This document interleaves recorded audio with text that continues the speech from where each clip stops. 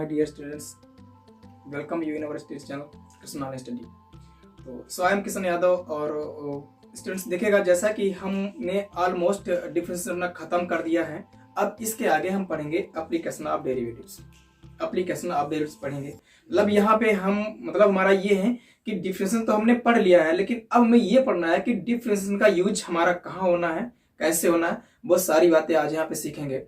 ठीक, तो देखिएगा इसमें एप्लीकेशन ऑफ डेरिवेटिव्स में हम यहाँ पे जो हम पढ़ेंगे हमारे टॉपिक से ये होंगे। सबसे पहले हम यहाँ पे पढ़ेंगे आप रेट मीचर, ये पढ़ेंगे रेट मीचर, मतलब इसे हम कह सकते हैं rate of change in quantity. ठीक है। सेकेंड यहाँ पे हम लोग पढ़ेंगे increasing and decreasing function, increasing and decreasing function. और इसके बाद में हम पढ़ने वाले हैं टेंजेंट एंड नॉर्मल्स। फिर यहां पे अगला टॉपिक हमारा ये होगा अप्रॉक्सीमेशन का। इसके बाद हमारा ये अगला टॉपिक हमारा होगा मैक्सिमा एंड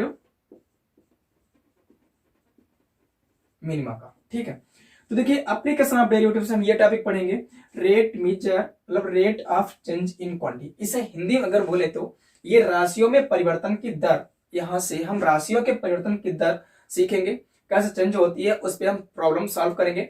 उसके बाद में यहां से हम पढ़ेंगे इंक्रीजिंग एंड डिक्रीजिंग फंक्शन, मतलब वृद्धमान एंड ह्रासमान फलन हमारे क्या होते हैं वो यहाँ पे हम सीखेंगे, इन पे प्रॉब्लम सॉल्व करेंगे।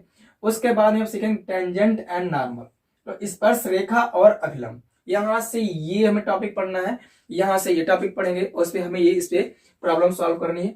इसके बाद में नेक्स्ट टॉपिक हमारा ये होगा अप्रॉक्सीमेशन का। अब ये सन्निकटन पढ़ेंगे, इसे हिंदी में बोले तो सन्निकटन, राशियों में सन्निकटन जो परिवर्तन है वो निकालना होगा। और यहां से हम इसमें एरर भी सीखेंगे, इसी में हम ये राशियों में जो एरर होती है, ठीक, तो वो भी हम सीखेंगे। आपने फिजिक्स में पढ़ा होगा कि राशि का मात्रात्मक जब उसका अध्ययन किया जाता है तो उसमें कुछ त्रुटियां रह जाती हैं, तो त्रुटि भी हम लोग फाइंड करते हैं, परसेंटेज एरर जिसे बोलते हैं। तो यहाँ पे अप्रॉक्सीमेशन भी पढ़ेंगे, उसमें एरर्स भी पढ़ेंगे राशियों में। उसके बाद में हमारा नेक्स्ट टॉपिक जो होगा वो होगा मैक्सिमा एंड मिनिमा का। बहुत इंपॉर्टेंट टॉपिक हमारा है मैक्सिमा एंड मिनिमा। ठीक, इससे हमारे क्वेश्चन बहुत ज्यादा है पूछे जाते हैं, तो बोर्ड में पूछे जाते हैं, और हमारा जो जेईई मेंस वगैरह वहां भी इसमें बहुत ज्यादा क्वेश्चन हमारे इससे पूछे जाते हैं। तो चलिए शुरू करते हैं आज का अपने टॉपिक। इसमें रेट मेजर हमारा क्या है, इस पे प्रॉब्लम, इसका बेसिक कॉन्सेप्ट अच्छे तरीके से सीख लेते हैं कि इस पे प्रॉब्लम कैसे सॉल्व किए जाते हैं। देखिए बात ये है कि अगर हम लोगों ने कॉन्सेप्ट इसका सीख लिया, ठीक, कॉन्सेप्ट अगर हमने सीख लिया, ठीक है, तो क्वेश्चन तुम्हारा कहीं भाग के जाना नहीं है। अगर कॉन्सेप्ट हमको क्लियर नहीं है कि किस राशि का परिवर्तन कैसे निकालना है, अगर हमें कॉन्सेप्ट ही नहीं पता होगी तो हमारा क्वेश्चन सॉल्व कैसे होगा, कि वो प्रॉब्लम तो है ही। ठीक है, तो हमें क्या करना है, बारीकी से एक कॉन्सेप्ट समझ लेनी है कि ये किस कॉन्सेप्ट है हमारे इस पे सवाल सॉल्व होंगे। तो कॉन्सेप्ट हमारा जब क्लियर होगा तो क्वेश्चन कहीं भी हमारा भाग के नहीं जाएगा। ठीक है, तो चलिए शुरू करते हैं यहाँ पे हम क्वेश्चन, इस पे हमारे टॉपिक में कि क्वेश्चन कैसे सॉल्व करने को। तो देखिएगा जैसे कि हम लोग मैथ के स्टूडेंट हैं, ठीक है, तो हमने फिजिक्स तो पढ़ी होगी, ठीक, फिजिक्स तो पढ़ी होगी और अच्छे से पढ़ी होगी। ठीक है, क्योंकि फिजिक्स में मैथमेटिकली बहुत अच्छा सब्जेक्ट हमारा फिजिक्स है। ठीक है, तो वहां पे देखिएगा हम लोगों ने जिसे पढ़ा होगा कि हमने 11th क्लास में पढ़ा होगा, वहां पे हमारा जो चैप्टर है तो उसमें हम लोगों ने पढ़ रखा होगा कि इसे लिखा होगा limit delta T tends to 0 delta S upon delta T. ठीक, इसको हम लोग लिख देते हैं D S upon D T. ठीक, इसका देखिए मतलब क्या है, मतलब समझिएगा इसका हमारा क्या है। ठीक है, जैसे मान लीजिए कि आप ट्रैवलिंग कर रहे हैं, ठीक है, आप यात्रा कर रहे हैं, ठीक, आप एक स्थान से दूसरे स्थान तक जा रहे हैं। ठीक है, तो आपने डिस्टेंस जो कवर की, डिस्टेंस में जो चेंजिंग हुई, ठीक, उस डिस्टेंस चेंजिंग को हमने डेल्टा एस से लिख दिया। ठीक है, लिख दिया। ठीक, अब उस डिस्टेंस को कवर करने में आपने जो टाइम लिया है, ठीक है, मान लिया आपने डेल्टा टी टाइम लिया है, तो उससे हमने इसको डिवाइड कर दिया। ठीक, क्या कर दिया, डिवाइड कर दिया। तो हमारा एक्चुअली यहाँ पे ये है क्या, देखिएगा यहाँ पे डिस्टेंस अपॉन टाइम वाला हमारा सिस्टम ये बन गया है, तो ये स्पीड को मतलब डिनोट करेगा। ठीक है, तो डिस्टेंस अपॉन टाइम हमारा एक स्पीड को डिनोट करेगा, मतलब इसे हम वेलोसिटी बोल सकते हैं। ठीक, इसको लिखेगा। लेकिन हमारा ये है कि यहाँ पे ये हमारा एवरेज वेलोसिटी, क्या है हमारा एवरेज वेलोसिटी। ठीक है, हमारा ये क्या है, एवरेज वेलोसिटी है, क्योंकि हमने तो पढ़ रखा है कि टोटल डिस्टेंस बटे टोटल टाइम क्या होता है, एवरेज वेलोसिटी को डिनोट करता है। लेकिन मान लीजिएगा जैसा कि आपने ट्रेवलिंग किया, ठीक, आपने 2 घंटे 1 घंटे का समय लंबा वहां पे आपने लगाया, ठीक है, तो यहाँ पे टाइम इंटरवल जो हमारा है काफी है, क्या है, टाइम इंटरवल हमारा जो क्या है काफी है। अगर हम टाइम को क्या कर दें, कम कर दें, क्या कर दें, बहुत कम कर से थोड़ा सा टाइम ले लें, सेकंडों में टाइम, अगर सेकंड की बात करें, ठीक है, जैसे अगर 2 सेकंड या 3 सेकंड कर लें, ठीक है, तो वहां पे जो हमारा वेलोसिटी, तो वहां पे हमारा जो होगा, अगर ये डेल्टा टी हमारा, मान लीजिएगा अगर डेल्टा टी हमारा टेंडिंग टू 0, अगर डेल्टा टी हमारा 0 के अप्रोच हो रहा है, मतलब ये 2 सेकंड 3 सेकंड बहुत कम समय अगर हम लोग ले रहे हैं, ठीक है, तो यहाँ पे वो दर्शाएगा तो वेलोसिटी को, बट वहां पे उसे हम एवरेज वेलोसिटी नहीं बोलेंगे, फिर उसे हम बोलेंगे इंस्टेंटेनियस वेलोसिटी, मतलब तात्क्षणिक वेग जिसे हम लोग बोलते हैं, ठीक, उसे फिर एवरेज वेलोसिटी नहीं कहेंगे। तो ध्यान दीजिएगा, तो अगर हमारा डेल्टा टी टेंडिंग टू 0 है, ठीक, तो delta S upon delta T जो हमारा है इस सूक्ष्म परिवर्तन को दर्शाएगा, मतलब इसे ds अपॉन dt हम कह देंगे। और ये है क्या, दूरी s का t के सापेक्ष परिवर्तन की दर को दर्शा रहा, ठीक, ये संबंध जो है ds अपॉन dt, ये दूरी s का t के सापेक्ष हमारे संबंध को जो है दर्शा रहा है, ठीक है। तो अच्छा, ये हम लोग सीख चुके हैं। इसका देखिएगा, जैसे हम लोगों ने इसके डिफिनेशन में पढ़ा है कि अगर हमारा y equal to F X कोई फंक्शन है, y equal to F X हमारा कोई भी फंक्शन है, ठीक है, तो वहां पे क्या है, इसका हमने जब x के सापेक्ष डिफरेंशिएट किया इसे, तो हमने इसे लिखा है dy अपॉन dx लिखा होगा, ठीक, इस तरीके से हमने लिखा होगा, इसे हमने एफ एक्स कर दिया होगा। बात वो है कि देखिएगा, तो यहाँ पे dy अपॉन dx क्या है, ये जो y है, ठीक, ये x के सापेक्ष y के परिवर्तन की क्या है, दर है। तो यहाँ पे x के सापेक्ष y के क्या है, परिवर्तन की दर है। तो यहाँ पे परिवर्तन की दर से मतलब आप समय के सापेक्ष ही ना लें, ठीक है, क्योंकि बहुत स्टूडेंट जो होते हैं जहां पे परिवर्तन की दर की बात आ जाती है तो वहां पे वो समय के सापेक्ष ले लेते हैं, क्योंकि फिजिक्स में अधिकांशता पढ़ रखा होगा कि इसे आवेश प्रवाह की समय दर को विद्युत धारा कहते हैं, ठीक, ऐसे, या फिर कार्य करने की समय दर को ऊर्जा, वो कार्य करने की समय दर को सामर्थ्य बोलते हैं, इस तरीके से। तो आप जो है मतलब यहाँ पे उसको उस परिवर्तन, समय के सापेक्ष परिवर्तन से ही ना ले, ठीक, आपको समय के सापेक्ष परिवर्तन से मतलब नहीं है, ठीक, यहाँ पे अब जो परिवर्तन है वो किसी भी राशि के सापेक्ष आपको हो सकता है।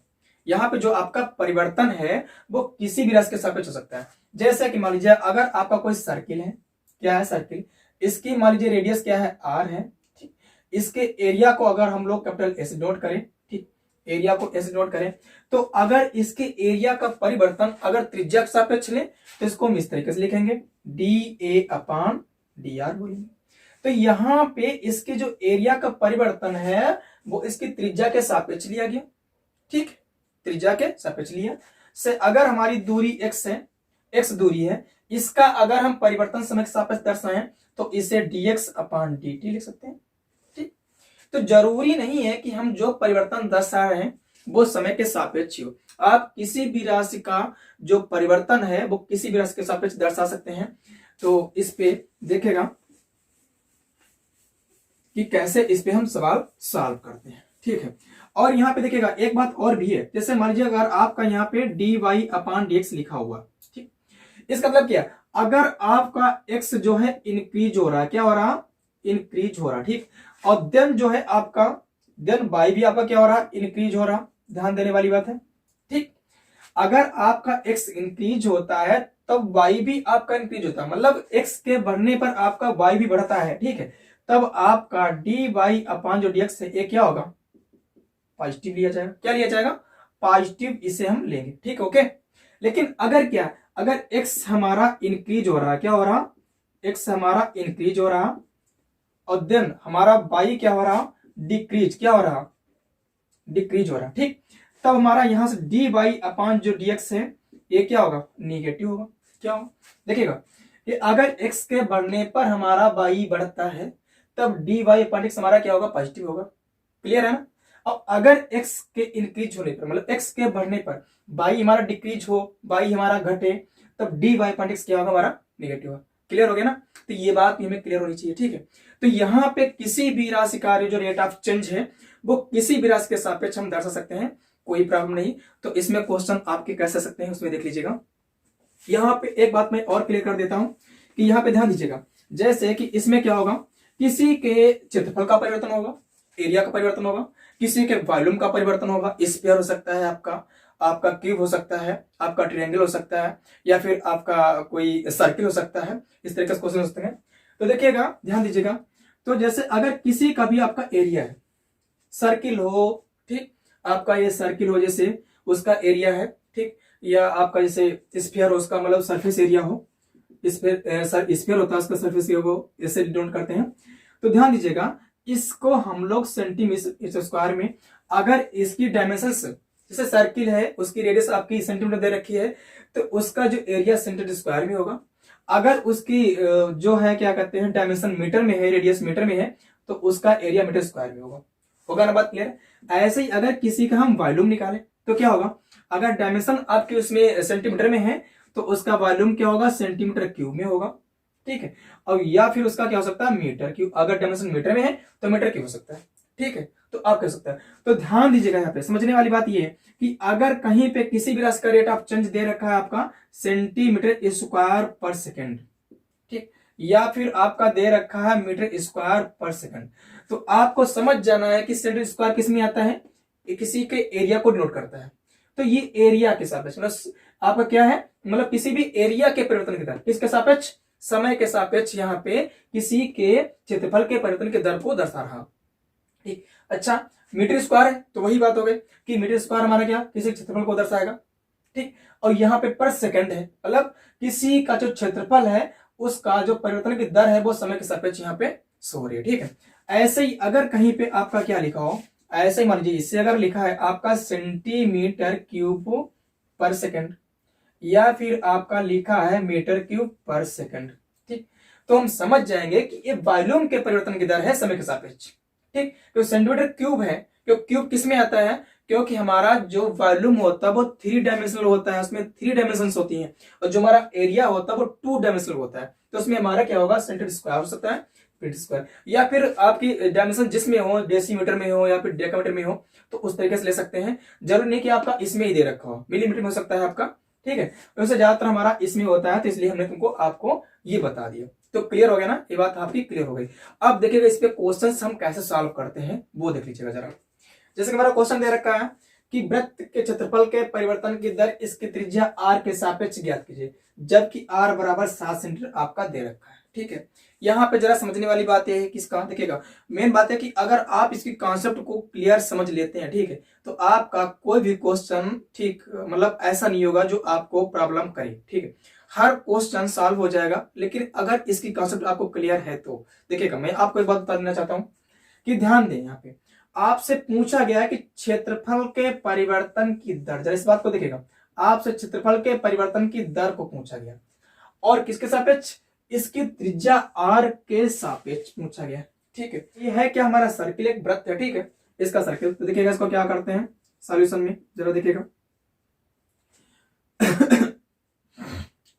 Let the area of circle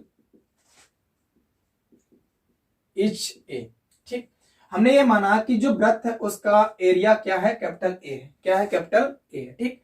अच्छा, इसकी त्रिज्या आर के सापेक्ष, त्रिज्या उसने दे रखी, त्रिज्या स्मॉल आर हमें लेनी है, त्रिज्या आर के सापेक्ष इसके परिवर्तन की दर हमें क्या करनी है, निकालनी, ठीक। तो ध्यान देना, यहां से क्या करना, मतलब हमें इसके एरिया का जो चेंजिंग है वो इसके आर त्रिज्या के सापेक्ष हमें क्या करना, फाइंड करके लेना, मतलब हमें D A by D R find करके लाना है। देखिएगा, तो यहां से हमें एरिया से रिलेशन निकालना है इसकी त्रिज्या के संबंध में, देखिएगा।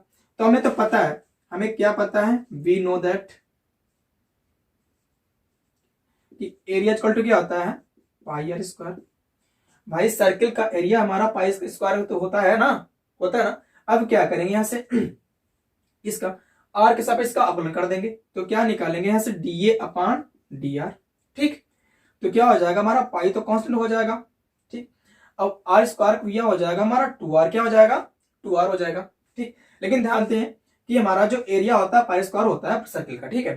तो यहां से हमने इसका आर के सापेक्ष क्या कर दिया, परिवर्तन, आर के सापेक्ष का क्या कर दिया, हमने इसका अवकलन कर दिया, ठीक है।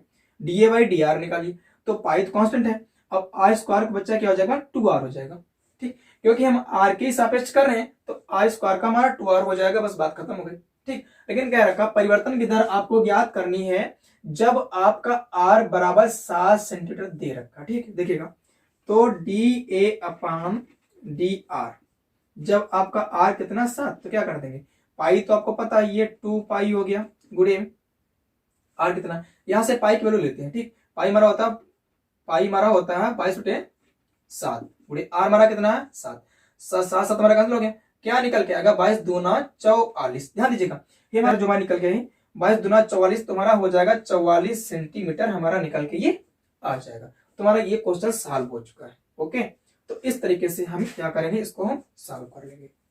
हाँ देखिएगा हमारा अगला क्वेश्चन दे रखा है कि एक घन का आयतन 8 सेंटीमीटर क्यूब प्रति सेकंड की दर से बढ़ रहा है, तो पृष्ठ क्षेत्रफल किस दर से बढ़ रहा है, जबकि इसके कोर की लंबाई 12 सेंटीमीटर दे रखी है। देखिए बहुत ही मस्त, बहुत ही अच्छा क्वेश्चन हमारा है। देखिए समझने वाली बात यहाँ पे कि एक घन का आयतन, घन के आयतन की परिवर्तन की दर दे रखा है, तो सेंटीमीटर क्यूब अपान सेकंड लिखा हुआ ना, समय के सापेक्ष इसके परिवर्तन की जो दर है, घन के आयतन की जो परिवर्तन की दर है वो समय के सापेक्ष आपको दी गई यहाँ पे। ठीक, और पूछा क्या गया, क्षेत्रफल किस दर से बढ़ रहा है, यहाँ पे क्षेत्रफल किस दर से बढ़ रहा है, तो ध्यान देना हमें, तो हमें ध्यान दीजिएगा।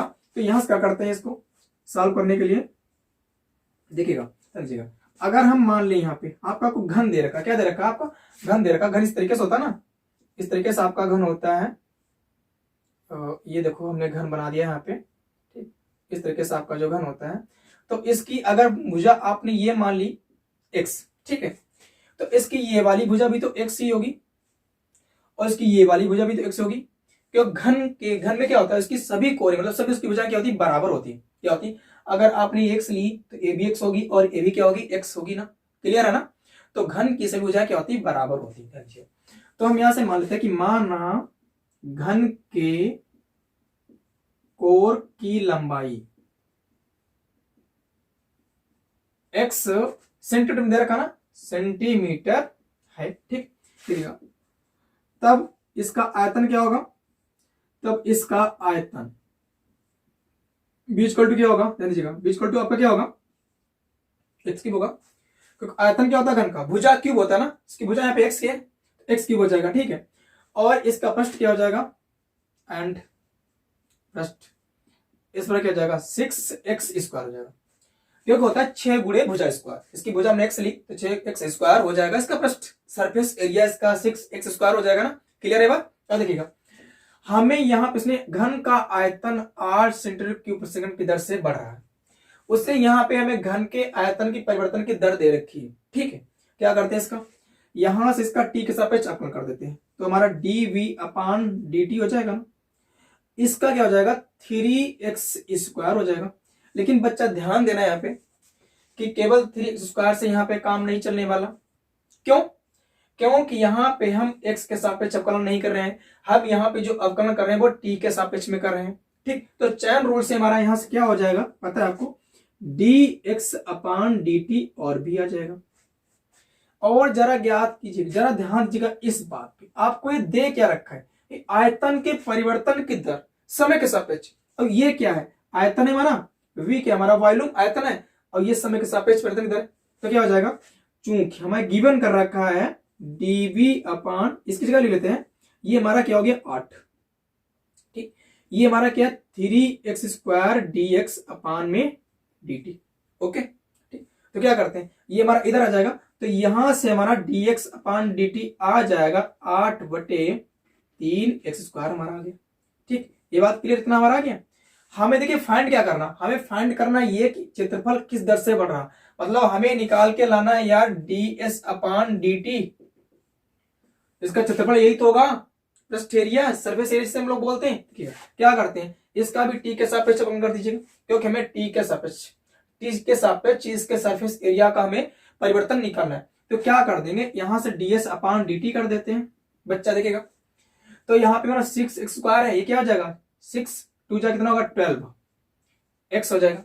लेकिन केवल इतने से काम नहीं चलने वाला, क्योंकि यहाँ पे हम t के सापेक्ष का अपलन करें तो क्या हो जाएगा पता है, यहां से चैन रूल से dx/dt हमारा और भी आ जाएगा, आप कल में पहले पढ़ चुके हैं सब। ठीक, अब ध्यान देने वाले, तो dx/dt की वैल्यू उठा के यहाँ पे हम पुट कर देते हैं, तो यहां से हमारा ds/dt क्या हो जाएगा 12x और इसकी वैल्यू क्या हो जाएगी 8/3x² हो जाएगा।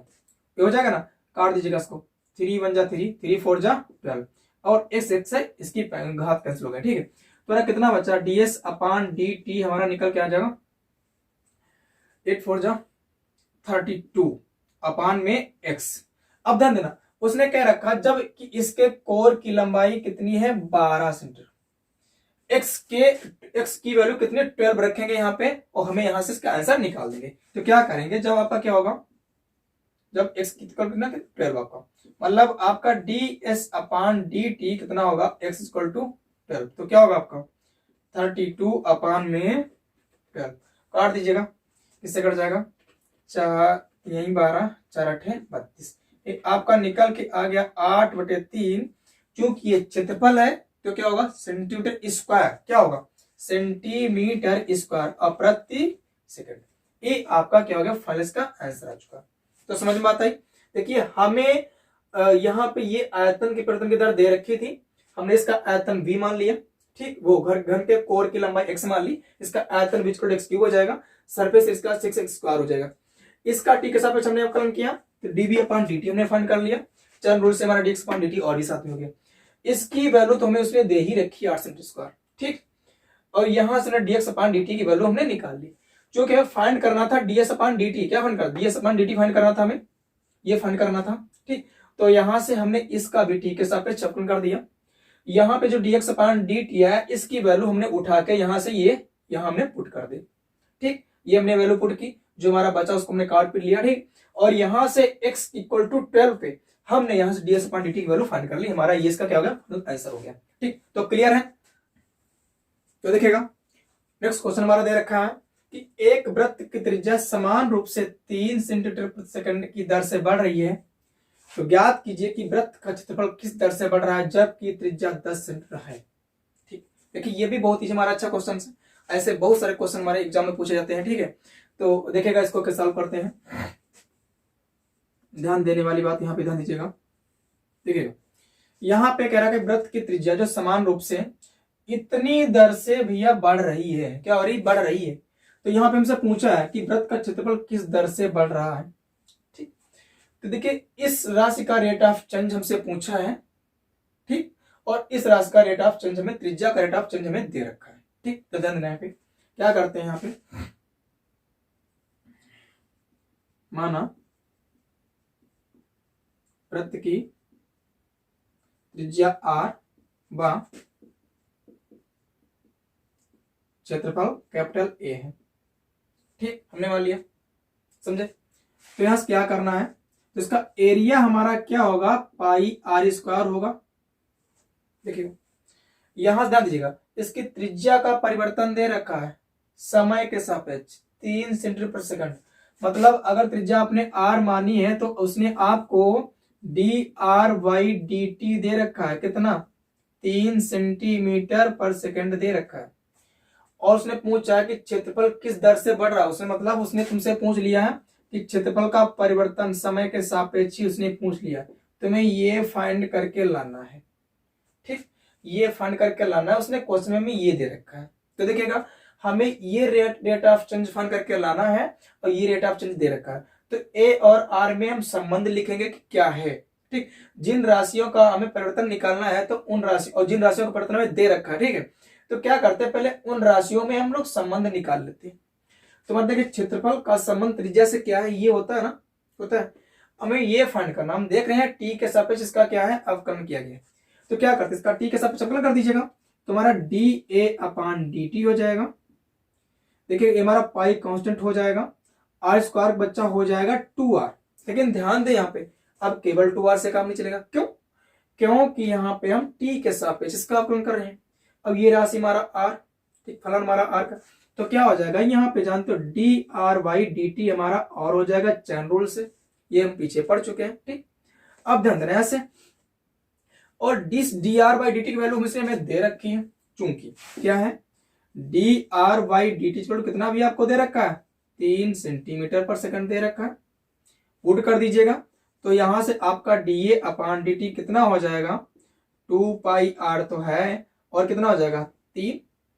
तो यहां से देखिएगा बच्चा, आपने निकाल लिया dA/dt फाइंड कर लिया है 6πr, 6πr फाइंड कर लिया। ठीक, ओके, आपको इतनी बात पता है।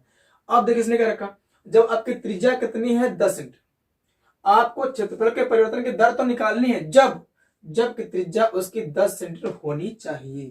ठीक, तो देखिएगा, तो यहां से dA/dt का जो परिवर्तन है वो r बराबर 10 पे हम लोग फाइंड करेंगे। तो कितना हो जाएगा 6 पाई, ऐसे रख दीजिएगा, r कितना हमारा 10 है, कितना हो जाएगा 10 छंग 60, तो 60 पाई। ये हमारा एरिया है, समय के सापेक्ष परिवर्तन की दर निकाल है, तो क्या हो जाएगा 60 पाई सेंटीमीटर स्क्वायर पर सेकंड, क्योंकि एरिया है तो सेंटीमीटर स्क्वायर है, बता चुके पहले ना, एरिया है तो सेंटीमीटर स्क्वायर आएगा और अपान में सेकंड, क्योंकि समय के सापेक्ष नियम से पूछ लिया। तो ये आपका फाइनल आंसर हो गया। क्लियर हो गया? क्लियर हो गया, ओके। चलो अगला क्वेश्चन देखते हैं। देखिएगा, तो अगला क्वेश्चन हमारा दे रखा है कि एक स्थिर झील में एक पत्थर डाला जाता है और तरंगे वृत्तों में 5 सेंटीमीटर पर सेकंड की गति से चलती हैं। जब वृत्ताकार तरंग की त्रिज्या 8 सेंटीमीटर है तो उस क्षण तरंग द्वारा घिरा हुआ क्षेत्रफल किस दर से बढ़ रहा है। मान लीजिएगा यार, एक तरीके से तालाब आपका है, ठीक, तालाब आपका है, ठीक है, इस तालाब में, मतलब तालाब का कैसे हो सकता है, इतना बड़ा तालाब आपका मान लीजिएगा तालाब है, आपने इसमें यहाँ पे एक पत्थर डाला, तो आपकी तरंगे इस तरीके से बढ़ती है ना, ऐसे बढ़ती चलती है ना। तो ये क्या है यार, जरा सोचिएगा, ये क्या है, आपका पत्थर आपने यहाँ पे डाला और ये से तरंग बढ़ रही है, आपकी तरंग आपकी बढ़ रही है, गति करते आपकी बढ़ रही, तो क्या है, मतलब ये बाहर की ओर फैल रही, मतलब जो यहाँ पे आपका पहला सर्किल ड्रा हुआ, ठीक, उसकी क्या हो, रेडियस बढ़ती जा रही है, क्या रेडियस की बढ़ती, उसकी त्रिज्या क्या बढ़ती जा रही, ठीक। तो ये यहाँ पे जो आपको दे रखा है ना 5 सेंटीमीटर पर सेकंड की तरंगे, जो दे रखा कि तरंगे वृत्तों में, क्या रखा कि वृत्तों में 5 सेंटीमीटर पर सेकंड की गति से चलती है। मतलब ये क्या है, रेट ऑफ चेंज ऑफ किसका, रेडियस की वृत्त की त्रिज्या का परिवर्तन दे रखा है समय के सापेक्ष। ये वृत्त की त्रिज्या जो है वो आपकी बढ़ती जा रही है, क्या हो रही, बढ़ती जा रही है। मतलब आपको यहाँ पे क्या दे रखा है उसने, अगर हम वृत्त की त्रिज्या, मान लीजिएगा, अगर यहाँ पे हम क्या करते हैं, माना वृत्त की त्रिज्या, जो मतलब वृत्ताकार आपकी जो चल रही तरंगे, तो उसके मानते हैं वृत्त की त्रिज्या स्मॉल आर व तरंग द्वारा घेरा गया क्षेत्रफल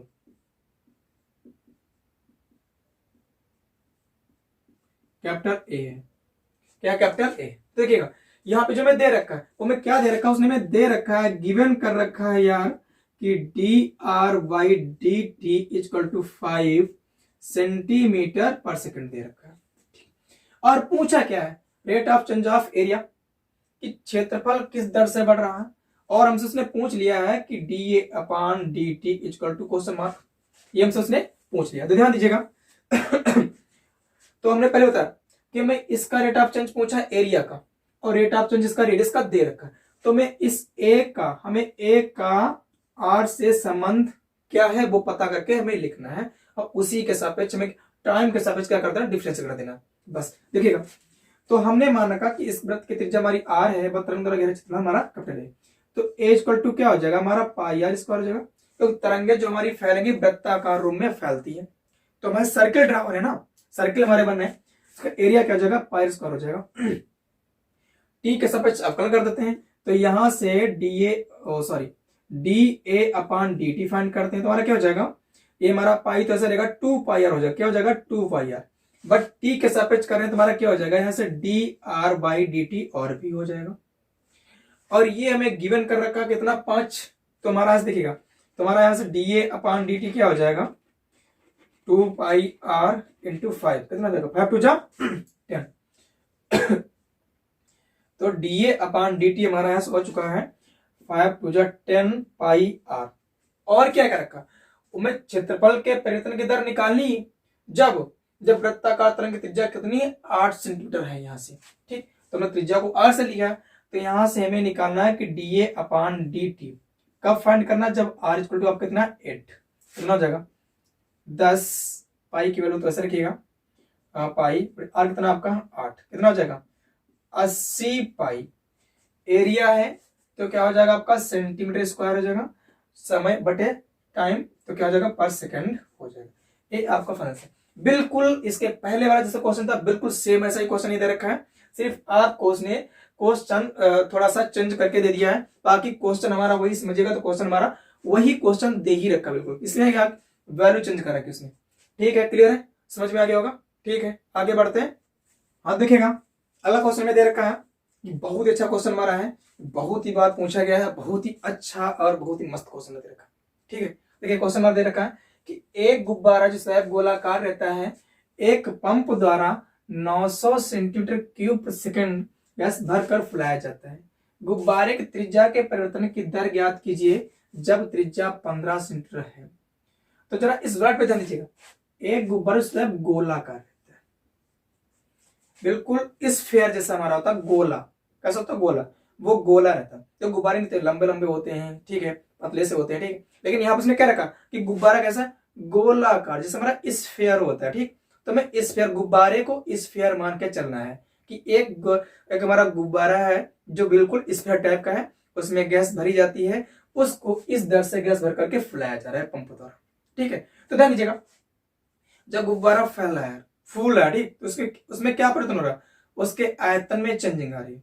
जब आयतन में चेंजिंग होगी, ठीक, इसका आयतन होता है क्या, देखिए हमारा जो गोला होता है, अगर गोले की अगर गोले की रेडियस हम लोग आर मान ले, क्या मान ले आर मान ले, इसका जो वॉल्यूम होता है वो होता है 4/3 पाई आर क्यूब होता है। ठीक है, ये सारे वॉल्यूम्स मतलब जो भी हमारे जो दे रखी होती है, जैसे कि हमारा स्फीयर है, सर्किल है, ट्रायंगल है, ठीक है, तो क्यूब है या क्यूबाइड है, तो इन सबके एरिया सरफेस हमें पता होने चाहिए। अगर ये जनरली में नहीं पता होंगे तो हम सॉल्व कैसे करेंगे। तो हमारा एक गोला स्फीयर जो है, ठीक, इसकी रेडियस अगर हम आर लें, इसका हमारा वॉल्यूम क्या होगा 4/3 पाई आर क्यूब होगा ना, होगा। देखिएगा तो सीधी सी बात, ये 4/3 हमारा कांस्टेंट है, इसका वॉल्यूम इसकी रेडियस पे डिपेंड करता है, रेडियस अगर बढ़ेगी तो वॉल्यूम इसका क्या होगा बढ़ेगा।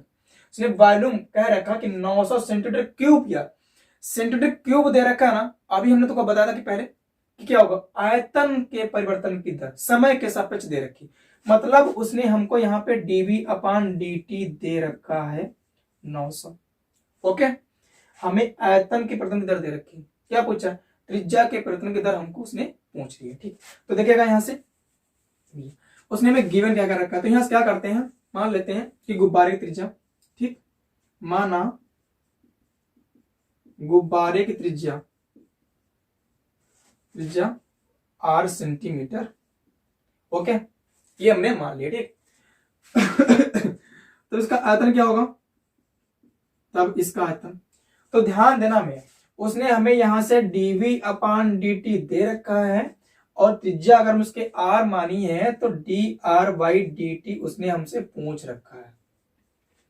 तो जरा इस बात पे गौर कीजिएगा, उसने आयतन के परिवर्तन की दर दे रखी है और त्रिज्या के परिवर्तन की दर पूछी है, तो हमें जिस राशि का परिवर्तन का दर दे रखा है और जिस राशि के परिवर्तन की दर पूछी है, तो इन दोनों में संबंध हम पता करके लिखेंगे कि संबंध क्या होता है। तो देखिएगा हमने इसकी त्रिज्या तो मान ली कि भैया r है, ठीक, इसका आयतन क्या होगा, तो इसका आयतन बच्चा क्या होगा, ये होगा v = 4/3 पाई आर क्यूब।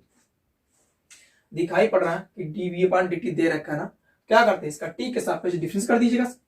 तो भैया देखिएगा इसका जब हम निकालेंगे dv/dt तो क्या होगा 4/3 पाई तुम्हारा कांस्टेंट ही है। ओके, इसका हो जाएगा 3r², क्या हो जाएगा 3r² हो जाएगा। बस ध्यान दीजिएगा ये r के सापेक्ष नहीं करेंगे, t के सापेक्ष हम लोग करें तो r² से काम नहीं चलेगा, तो चैन रूल से हमारा क्या हो जाएगा dr/dt और भी आ जाएगा, 3 से 3 हमारा कैंसिल हो गया। ओके, अब देखिए हमें चूंकि गिवन कर रखा है कि dv/dt कितना गिवन कर रखा है 900, तो क्या हो जाएगा यहां से देखिएगा हमारा यहां क्या बचा, हमारा यहां से बच्चा कि 4 पाई r² dr/dt = क्या पुट कर दें इसकी जगह 900, ठीक, 900 ये पुट कर दिया, यहां से काट दीजिएगा, 4 एकम 4, 4 दूना 8, यहाँ पे हमारा कितना 1 आ गया ना, 4 दूना 8, तो यहाँ पे आ गया ना 4 पंचे 20 कट गया। तो बच्चा यहां से देखिएगा हमारा क्या निकल के आ गया, यहाँ से अगर हम लोग निकालें dr/dt यहां से फाइंड करते हैं, तो पाई स्क्वायर हमारा गुणा में इधर भाग में आ जाएगा, तुम्हारा ये हो जाएगा 225 बटे पाई आर स्क्वायर। और हमें D R by D T निकालना है कब, जब उसकी त्रिज्या कितनी 15 सेंटीमीटर है। ठीक, तो क्या करते हैं D R by D T R equal to 15 पे, तो क्या हो जाएगा हमारा 225 तो लिखा हुआ है, पाई की वैल्यू डाल दीजिएगा 5/7 होती है। ठीक, और आर स्क्वायर मतलब आर की जगह 15 रखेंगे, इसका स्क्वायर करेंगे कितना हो जाएगा 15 15 कितना 225, कितना हो जाएगा 225।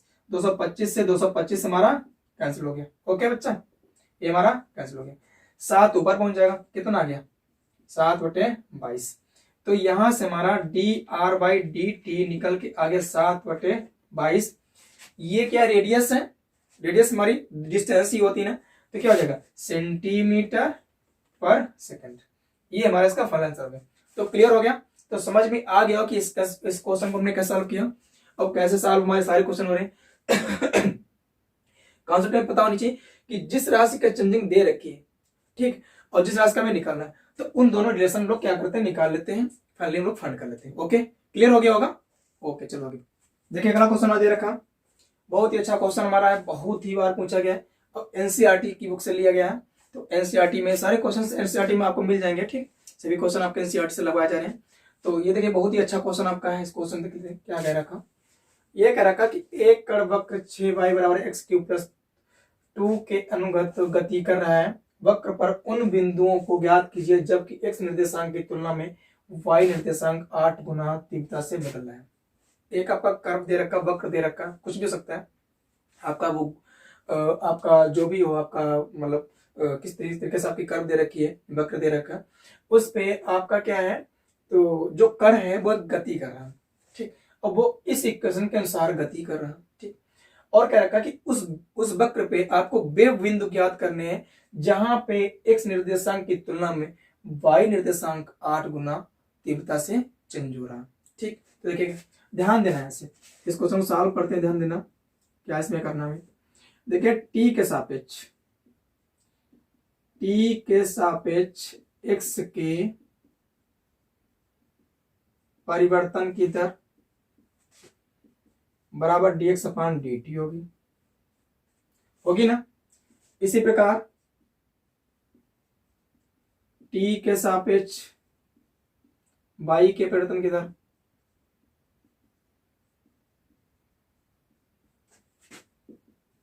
dy/dt होगी। ओके, अब ध्यान देना है, उसने कह रखा कि y निर्देशांक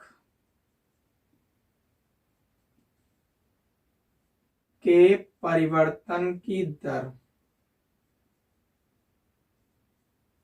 क्या बराबर 8 गुणे